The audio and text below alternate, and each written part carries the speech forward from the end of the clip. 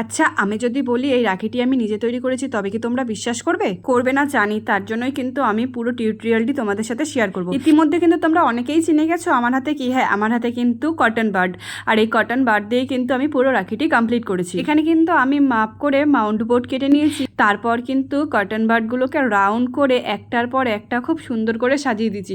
এরকম করে কিন্তু আমি 3টে কালার করেছি, একটি ব্লু কালার, একটি হোয়াইট কালার, আর একটি কিন্তু স্কাই কালার। রাখিটি সম্পূর্ণ কিন্তু আমি এখানে ইভেলাই কালারের করতে চেয়েছিলাম। তোমরা দেখতেই পাচ্ছ আমি কিন্তু 3টে কালারের ফুল একদম কমপ্লিট করে ফেলেছি। আর এখন কিন্তু এইগুলোকে আঠার মাধ্যমে আমি একটার সাথে একটা জড়িয়ে নিচ্ছি। ওটা কমপ্লিট হয়ে যাওয়ার পর কিন্তু এখানে আমি একটি পাড় লাগিয়ে দিয়েছিলাম, আর তার পাশে কিন্তু একটু ডেকোরেশন করে নিচ্ছিলাম। ফিনিশিং এ কিন্তু এটার উপর হালকা করে একটু গ্লিটার ছড়িয়ে নিচ্ছিলাম, আর তারপর কিন্তু রিবন দিয়ে পুরো আমার রাখিটি কমপ্লিট হয়ে গেছে। আচ্ছা, তোমাদের এই রাখির পুরো ভিডিওটি দেখে তোমাদের কেমন লাগলো তোমরা কিন্তু অবশ্যই আমাকে জানাবে। আর যদি তোমাদের ভালো লেগে থাকে তাহলে কিন্তু অবশ্যই একটি লাইক, শেয়ার এবং সাবস্ক্রাইব করবে।